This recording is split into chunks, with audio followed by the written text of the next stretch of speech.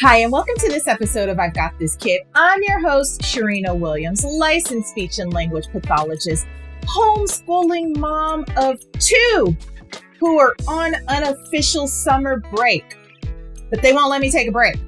Wife of one, here to share everything speech, language, play, development, and all that other stuff that falls in between.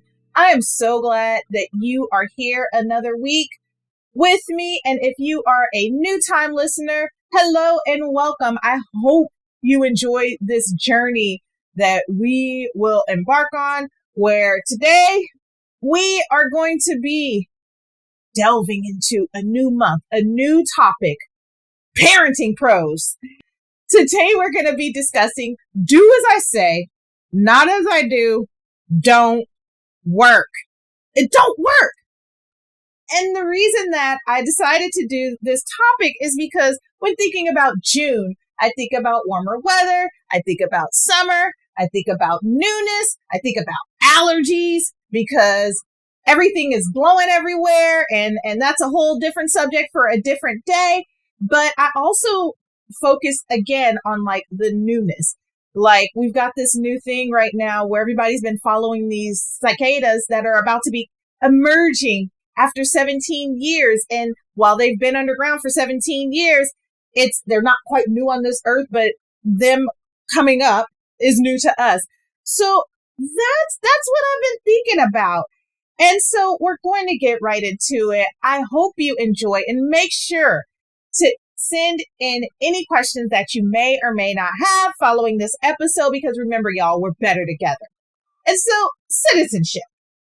I'm going to start with that word citizenship. When is the last time you've heard that word citizenship? And you notice I'm like getting comfortable in my seat, because this is one of those areas that I kind of want to like go over, discuss, because it's one of those words that we hear when we're super young, entering primary school. Remember, they used to have like the school assemblies and all that stuff, and they would talk about the difference between being a good citizen and a bad citizen, and how to get along with your fellow peers and getting along with your neighbors. And that's what makes you the model student.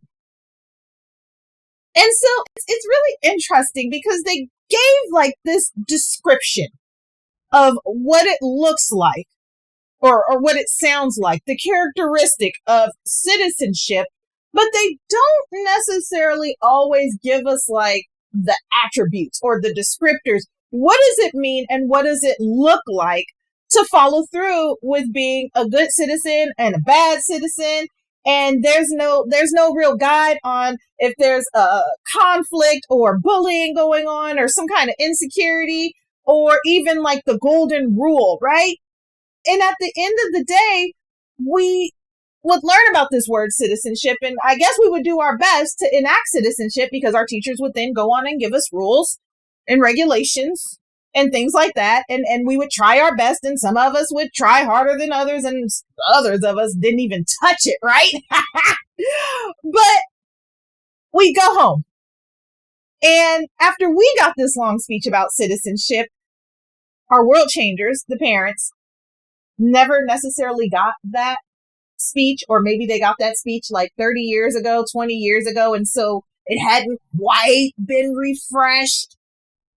And so maybe, just maybe, some behavior that's modeled at home doesn't necessarily align with what was taught in school, or be kind or be nice to others. And sometimes, honestly, when I think about citizenship, y'all, and why I'm stuck on this word so much today is because at the end of the day, everybody has a day, good or bad. But nobody really kind of helps us like work through like, well, if I have that kind of day, does that make me a bad citizen? A citizen? How do I leverage that out, right? And we don't necessarily always leverage that out with our little sugars' minds based on like their level of understanding, right? And tell me, world changers, that we're not all guilty of it in some way, some shape, some form, or some fashion, of where like, do as I say, not as I do.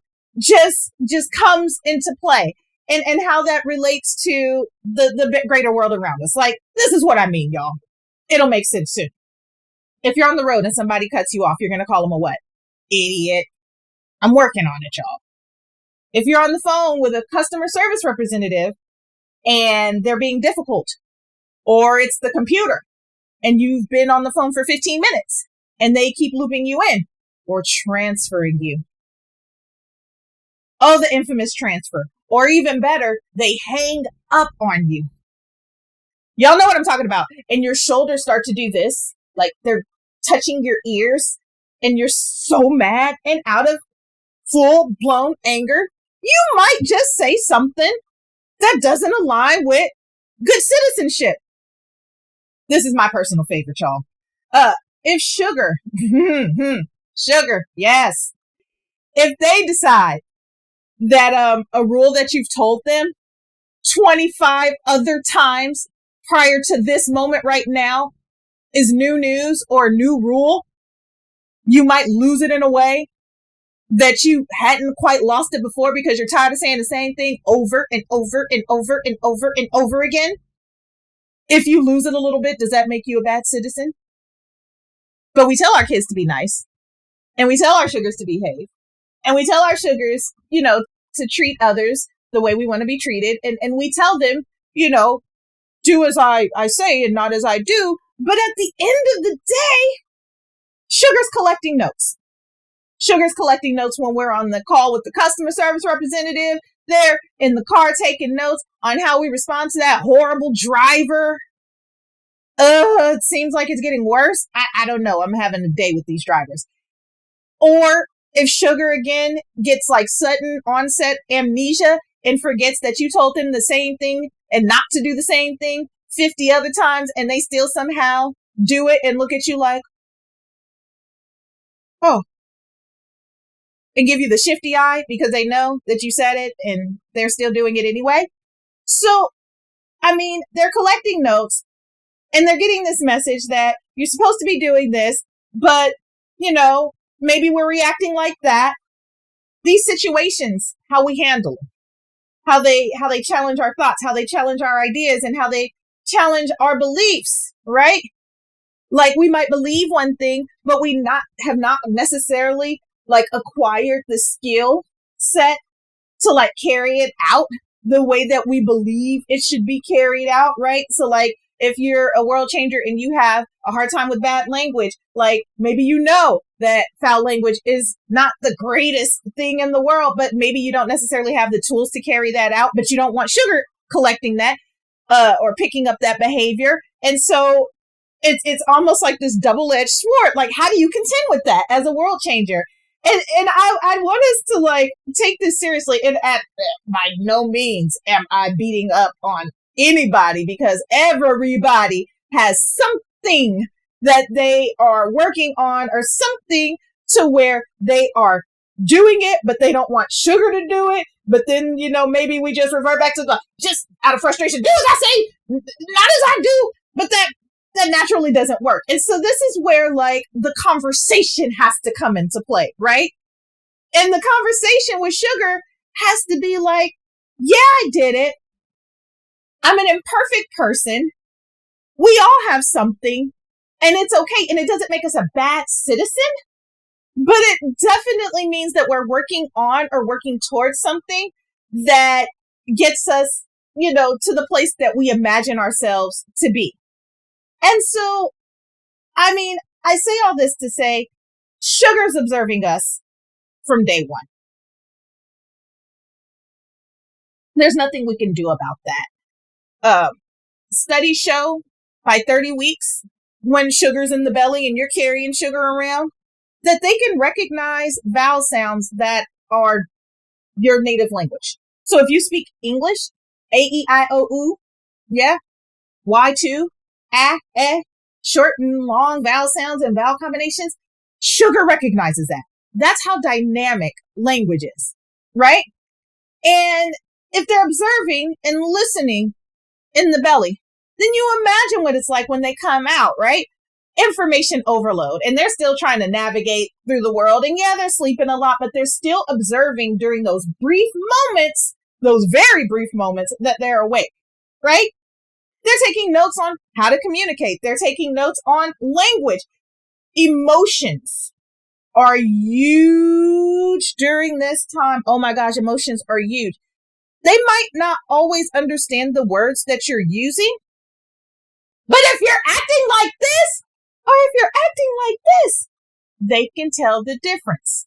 Please don't try it on them because they'll crumble. Like they definitely can tell the difference between a sad voice and happy voice and an angry voice. They are collecting information on that, and they're watching what creates these moments that brings out these emotions, right?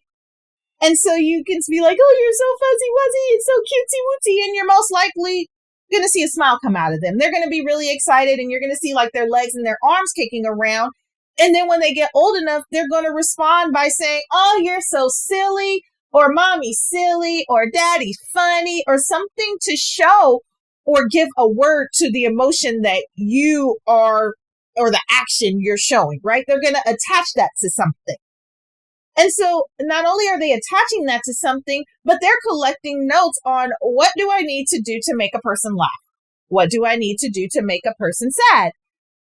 If I do this, then this is going to get this kind of reaction. If I do that, or I've watched mom react like this on the road, or I've watched dad react like this in this situation. So they're going to be demonstrating what they learned through the toddler years, and they're going to be practicing on their peers.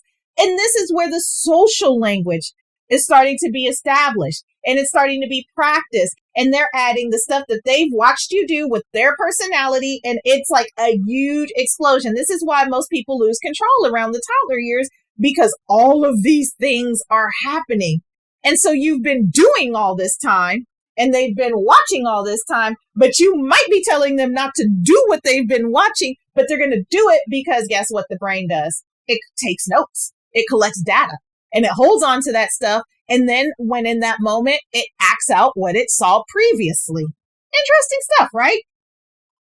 And so by establishing this picture in their mind, they now have like this framework of what they think is good or bad. Which is why usually at the first assembly, when they hear the word citizenship and how to be a good citizen, it becomes a feeling or connotation. Something is connected to that. And that connection makes them in return have a feeling to where if I am bad, then I might get more attention because I might not get a lot of attention if I'm doing the right thing. Or if I am good, then this makes mommy and daddy really happy. So I'm going to be really good in school. Or I just want to test the limits because maybe there haven't been a lot of boundaries there. And so it really doesn't matter. And I don't quite have that filter established, but I hear a lot of no, but not quite an explanation. Or I hear a lot of bad, but not quite a lot of explanation on what to do. And so, we have to be really, really careful because we can talk our sugars until we're blue in the face about being nice. But if there's no blueprint or no consistency or no model or technology is showing them, and that's a whole show for another day.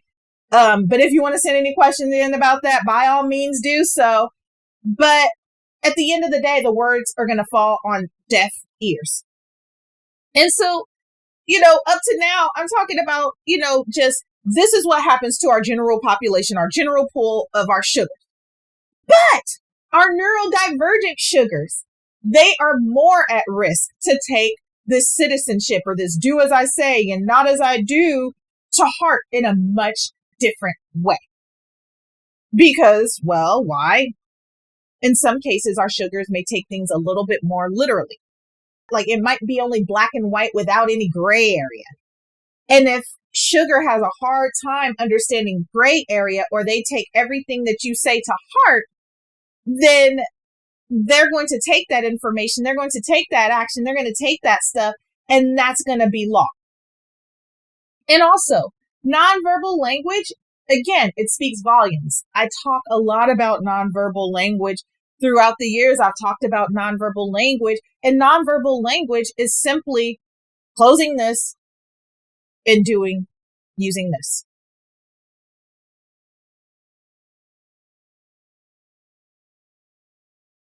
Right? Our actions speak louder than words.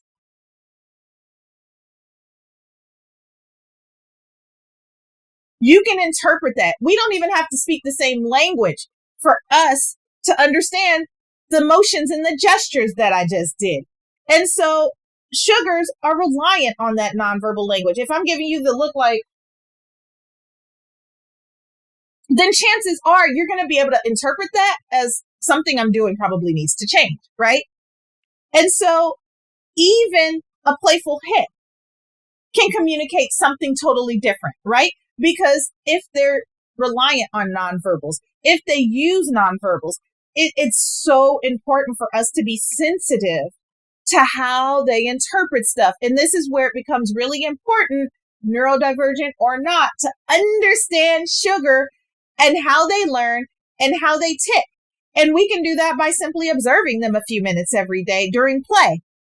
And keeping in mind, seriously keeping in mind, that what we model, again, is what they're going to pick up. And it's more difficult to undo a behavior than it is to just think a little bit on the front end. Finally, for my neurodivergent sugars, echolalia is real. Some sugars learn directly through verbal imitation. Some sugars catch words that they overhear and may not always have the meaning for it. And it might not be the word that you want them to pick up on. It might not be the phrase you want them to pick up on. And the worst thing that can happen is that sugar picks up on one of the worst words that you've ever said because they caught you at your worst moment, because your worst moment probably gave off this emotion that they've never seen before. And so they're just trying to figure out how to use that word, and they pick it up because that's a new emotion. And so now they've got it in their repertoire, and it might not be the one that you want them to get, or it might be the one you do want them to have. So at the end of the day, does this mean you can't have a moment? Do as I say, not as I do? Well, I kind of answered that at the beginning. Everybody's going to have a moment. Everybody's going to have a moment. You're going to have a moment. Enjoy the moment, or hope that the moment never happens again. Because again, we're all imperfect. We're all imperfect. Nothing is more sad, especially in our culture today, than when a person, their whole life is judged on their worst day or how they reacted when they were put under the most pressure. And so this definitely doesn't mean that you're not allowed to have a moment. But what I am saying, this is what I am saying, is that if we're persistent in modeling behavior that we're asking our sugars not to do, and the best that we can say is because I said so, then that probably isn't quite good enough. But to have that moment to where something unexpected and something that is out of your control eludes some kind of emotion, by all means. Because remember, if you're modeling the same behavior and you're telling them, because I said so, that's why you can't do it. That, again, is not only not good enough, but in their mind, they might have that same framework established that you do. Yes, I know this is wrong. No, I don't necessarily want to do it, but I don't necessarily have the tools or the model to not do X. And so just like you learn the behavior from somewhere, they learn the behavior and they're probably going to model that behavior unless something within them is like, hey, I just want to do different, or that just doesn't speak to me like that. And so if you tell little sugar, for example, don't yell at sister, but you're yelling at everyone in the house who makes you mad, then what do you think they're going to do when sister does something? And so again, I'm not saying this in a way to beat us all up, because we've all been there. Oh my gosh, I've been there a million times with my sugars, with my own sugars. And I've had to reflect and be like, how am I going to tell them not to do something And I'm sitting over here doing and modeling the same exact thing. So now I got to have my moment and figure it out and work out what I don't want them to do. And I think for me, the hardest thing is being the perfect queen and always wanting things to be perfect. And then like trying not to knowing that that's wrong and trying not to put those expectations on them, but then accidentally putting those expectations on them because I didn't necessarily have a blueprint. And so it took time to undo it. I'm like in recovery and they will call me out and will tell me like, hey, you're overwhelming me. It's too much. And I'm like, you know what? I hear you and I'm going to take a step back and you can take a step back and I apologize because sorry goes a long way and go from there. And so another thing that we want to be careful about too is not overreacting. If you tell them not to overreact, don't overreact. Why are you overreacting? But if you know you're kind of explosive, then it's hard to tell somebody else not to overreact if you're good at overreacting or that's something that you haven't overcome. And because I said so is not quite enough for that, especially if they've watched you from the time they've come out all the way up until their current age, overreacting. And the funny thing about being a parent is you don't necessarily recognize this stuff is happening until you see your little person doing it. And then you sit back and say, oh my gosh, is that what that looks like? Huh. I probably need to change that in real time and not just give them a speech on why, like, I have to change this thing. It's serious business, y'all. And the other one, the final one, and this one to me, be nice to everyone. Be nice to everyone. I would say equity and treating everybody with kindness and equity. I'm not going to even debate that. Like every person should be treated with some form of kindness and equity. I think it's really interesting that schools have taken the direction, and I understand where if a child does something or wants to invite like their favorite people to their home or invite their favorite people to whatever, it has to be extended to everybody. I think a little bit more conversation needs to go into that as to the why. Because sugars are establishing themselves. They're learning themselves. They're learning who they are. We're in a society to where we're learning how to be inclusive. And I think, and this is my personal opinion, so like this is my personal thing. There's a difference between being inclusive and being nice. You can be nice. You can be kind. You can demonstrate kindness. But that doesn't mean that you have to extend that friendship to everyone. And there's a reason behind that. As sugars are learning who they are, as sugars are establishing who they are, as sugars are figuring out who they are, it's hard to tell them to befriend or be nice in a way, going beyond like a smile and a hello to like deep interpersonal connection if they haven't connected with that person. You know, does that make sense? I'm hoping that makes sense, world changers. And so, yes, be kind. Please be kind. Like, there's no reason to not be kind. Even if you don't agree with someone, you can be kind. You don't have to be mean. But extending that extra step and having that person in your personal space, I don't necessarily agree.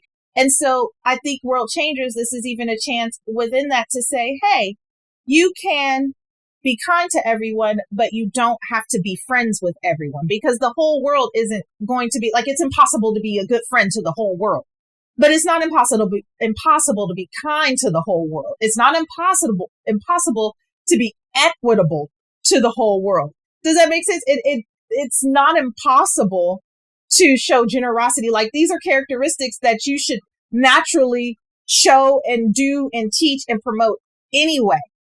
But as far as saying, be nice to the little girl, because of course you can be kind to the person, but that doesn't mean like you have to be best friends with everyone. I have learned, world changers, that with intentionality Friends find friends. People click. They either do or they don't, right? So at the end of the day, have your moment. But just make sure, world changer, that if you're having that one moment, make sure that moment isn't like persistent, and make sure that that moment isn't a normal behavior. And if you do have that moment, that's okay. Talk to Sugar about it and be like, look, I lost it. I lost my temper. This is not something that I want you to pick up and do. This is why I don't want you to do it. And so I'm continually working on it, and just continue to pray for me, continue to keep me in your thoughts that I don't continue with this behavior. And at the end of the day, if you are trying to change the behavior, well, there's some things that you can do. And I kind of started talking about this already. Be transparent. I mean, transparency is one of those things to where it's just being honest not only with yourself, but being honest with the people around you, because not only are you then providing the model of what it looks like to change a behavior and get out of the do as I say, not as I do because I said so kind of thing. It gets you more so into the realm of, okay, I'm going to problem solve with this, and I'm going to show you what problem solving looks like. I'm going to show you what, critical thinking looks like, and how you do this higher level thinking to undo something that you don't personally want to do. And I say, do this as appropriate to Sugar's age. Like, make sure that it's age appropriate. Like, some things Sugar, some topics Sugar probably shouldn't know about. Like, that's for your community, your trusted community, or somebody else. But the things that are like infringing on your day, if it is a behavior that they're seeing every day, then yeah, be transparent and let them know that, hey, I'm working through this thing. And so I'm not just telling you not to do it. I'm also trying not to do it myself, right? Be honest. Be honest. And be honest comes with a statement. Mommy is seriously trying not to yell at drivers on the road who cut me off, and those beautiful drivers out there who decide that they don't want to stop at stoplights, crosswalks, and anywhere they see a pedestrian, for the pedestrians who are following the law using crosswalks and stop signs, in the little happy guy in the little box who says go. You can tell what I'm working on. Give a do statement. This is what I'm going to do to try to change this behavior. I am going to not call people names who break the law by not stopping at stoplights and by not stopping for pedestrians when they know that this is a neighborhood with lots and lots of kids around. Drives me nuts. And I'm going to be okay if I make mistakes along the way. If I see a person do, a driver break the law, I am going to, if I overreact, I am going to try my best not to slip up. But if I do slip up, oh my gosh, accidents happen. And this honestly teaches humility and humanity, which are Sugar's needs. They really need that. It also takes away the complex of the expectations, having different expectations in the same house. Like, somehow this child is supposed to be perfect and do nothing wrong, but mommy and daddy, we are imperfect people and we can get away with whatever we want to get away with. And so we want to take away that complex. Like, showing Sugar that, yes, you're working through things helps it become easier for them to problem solve through their own stuff and their own trigger. Because chances are, as much as I've said, do as I say, not as I do, because I said so kind of stuff, they might be modeling a behavior that you don't even do. That's not even characteristic to your personality and your character and what you would do and how you would respond. It might be their own jam, right? They might have their own thing. But even if they do, you can still go through these processes of, okay, let's work through this together, right? And it demonstrates for them that change isn't limited to only them, that adults need to work on stuff as well. And I think I've alluded to that a little bit throughout, that, hey, we got to start first here with ourselves, and then we go and we work on the other people and we put the expectations on the other people, right? And then it demonstrates that change sometimes is a marathon, not a sprint. This is really important because we're also we live in a fast-paced society. America is a really fast country. Some places are slower than others, but in general, we move pretty fast. And sometimes change isn't overnight. Sometimes change is an ongoing thing.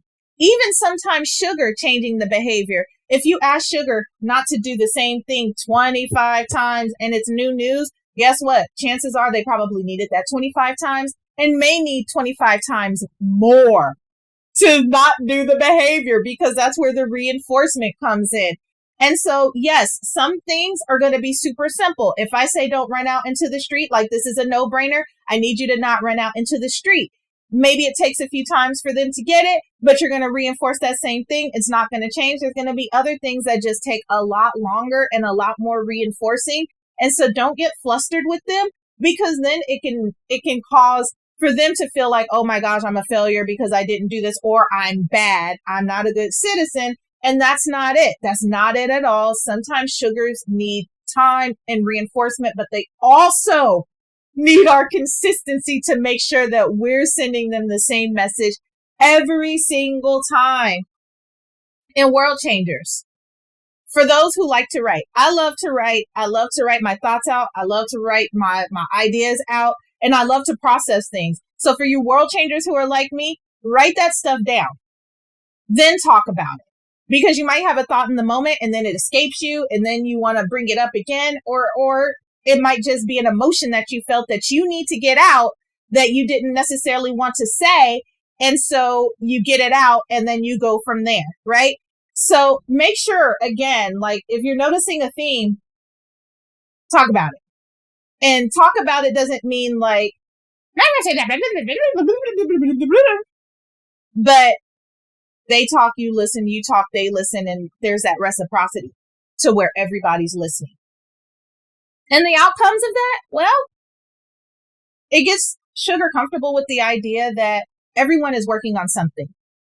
Especially now where we live in a society again to where everybody externally looks perfect. Everybody shows them their best selves. And it leaves out a whole lot of room for us to really discuss our imperfections and even being comfortable with discussing our imperfections. And it also leaves out the discussion of the progress that we're making or not making, or when we need more support. And so by getting sugar more comfortable with having those conversations with you, World Changer, it opens up a whole new world and a whole new level of intimacy between you and sugar. It also allows sugar to see what higher level processing and reasoning and thinking and problem solving looks like, because you're guiding them along the way, not only with your own personal journey, but with what your expectations are, right? It allows sugar the time to reflect on their behavior, albeit good or bad. And also it allows them to be accountable and own up for their actions. Because if they can be accountable for their actions, then they're reflecting on what they're doing. And so that doesn't mean that consequence doesn't come. It just depends. Like it's a case by case kind of thing, but we're not automatically going to, you're bad, you didn't do what I said to do, you violated this rule. And it takes us away from feeling like everything is so punitive for their actions versus let's sit down and listen to where they are and why they did and what they were feeling and what is the outcome. Because from the time that they come out, there is a reason for every single behavior. Everybody has behavior and actions that they do and how they respond. And there's a feeling or a situation attached to that. And so by understanding more and more about that, then you're able to have conversations with sugar to help them along. And again, this strengthens your bond with sugar. Like I can't overemphasize the importance of you and sugar having a strong bond, a strong relationship, not a relationship to where you just tell them everything that they're doing wrong and then they're feeling bad or they're behaving or they're going out into the world feeling bad and behaving. And sometimes this stuff is accidental. Sometimes it's totally accidental. I'm pretty sure I've talked about this before, that if we overuse no, and we overuse stop, and we're always telling sugar no and stop and no and stop without giving them options, then it's really difficult for them to figure out for themselves, what can I do? What is okay? What is not okay? But if they're always getting like that feedback to where it's accidentally not quite constructive, that can have an impact on how they react and how they respond. And if we're always giving them the message that because I said so, because I don't want you to do that, without any kind of rationale or reasoning, then it's really hard to buy into that. And just like you want them to buy into your stuff, they need you to buy into something. Like find something that you guys can agree on, right? A little bit of negotiation and leverage, right? So, this is where it comes back to the citizenship and how we circle back to that. If you're establishing this foundation and sugar is back in that assembly, and let's say they go off to class and they decide that it's a good idea and a good day to make a paper airplane and right at the teacher's desk. Maybe not the best decision, but it definitely doesn't make them a bad citizen, right? And you guys can then reflect. I'm trying to say this with a straight face. You see how that's going. They can then reflect on what they did with someone that they love and trust. That's when you talk about why'd you make that decision, right? But it gives them a blueprint of, hey, maybe I didn't make the best choice in this moment, but it doesn't make me a good or bad person. It just makes me a person that made a bad decision, right? Or if sugar has watched you all that time fussing at the cars who are breaking the law, and one day you hear them going in on one of the cars, then maybe you can then have the conversation that nobody's perfect. Some people are working on things. And maybe that's the area that they seriously need to work on it. And so we're going to try to control our emotions and not let other people control our emotions. And so as it goes back to the citizenship piece, this also, after you have the conversation with them, taking away the feeling that they're a bad person, it also debunks myths that separate them from feeling like there's a group of good kids out in this world and a group of bad kids out in this world. There's no such thing as a group of good kids and a group of bad kids. There are some kids who are just a little bit more inclined to do stuff that they probably have no business doing and need a little bit of redirection to not do that. And there's some kids who are a little bit more inclined to follow all the rules and they do that. And then there's also that gray area to where stuff happens and people change over time. We're not touching gray area today, world changers. We're just not doing it. But you can give yourself the space to say that good people have bad days. Amazing people have bad days, right? It's all in the language that we give them, right? And so we don't tell them that they're a bad person or a bad kid, even if they fall short, because we all do. And again, we've already talked about this. Share your personal journey. They're not alone, because none of us are alone in this. We're all, again, working towards something. And everybody's something is different, and some of our stuff might be the same. And if it happens to be some of the stuff that we've taught them accidentally, then we know that do as I say, not as I do, don't work. And why it don't work because, well, kids imitate. They imitate our actions. They imitate our words. They imitate our thoughts. They imitate our ideas, which is why by the time they're teenagers, almost adults ready to go, they challenge everything, because now they've got their own thoughts and ideas and their brains are trying to figure it out for themselves in a much different way. You've given them the blueprint. Now they want to figure out things for themselves. But while they're young, little, cute, smell like cookies, sometimes outside at this point, you can give them those tools. You can build that stuff up, world changers. And so at the end of the day, we just want to be extremely careful of not only the labels that we put on our sugars, but the expectations that we put on them, especially if we're not living up to them. Ooh, that's quote worthy, world changers. Now, what they hear is what they're going to become. What they see is what they're going to do. Why? Well, Again, imitation. It's all about imitation. The world is one big imitation, right? Right. We imitate everything in some way, shape, form, or fashion. We learn from the person before us. We do it. We escalate it and we turn it into something else and we adapt it to our own. But at the end of the day, nothing is new under the sun, world changers. And so what we do, they're going to do, and it's going to continue to be promoted. So with that all being said, language promotes actions and actions promote language. And so we just don't want to attach the negative things and the worst day to that person. We just want to be reflective about it. And do the same for yourself, world changer. Show yourself grace. Oh my gosh, please show yourself grace. I don't expect you to be perfect. There's no such thing as a perfect parent, but I bet you, world changer, you are perfect for that sugar that's in front of you, and you got that sugar for a reason. And y'all are in this together, and I'm here with you to continue to cheerlead y'all on. And so I want you to continue to challenge yourself. Challenge yourself this week for maybe one thing that you're like, I need to do better. I'm telling you guys, I'm working on this pedestrian situation. Like oh my gosh, these cars are out of control over here. And they're out of control in my community. And I want them to do better, but I know that if they don't do better, I can't let them continue to control my emotions. And I am openly talking about this to you, and I'm definitely openly talking to my sugars about it because I got a problem with that, y'all, and I need to do better. And so I'm going to try to do better. And they know, like, they know who their mama is. And just like World Changer, your sugar knows who you are. And so challenge yourself, do something, tell me what it is. Oh my gosh, I still want to hear what somebody else is working on because, man, I'm telling you, some days, and just keep working at it. Continue strengthening that bond. If you and sugar are working on something differently, talk about it, connect about it as best as you can. Even the 2-year-old, for the most part, can hold some kind of conversation and label to be like, you know, give you some feedback, and you can give them some feedback too, y'all. That's all we got for this week, y'all.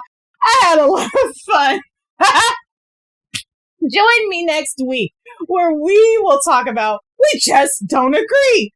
Ooh, parenting partner disagreement. I am going to have a special guest. It's a surprise special guest for y'all.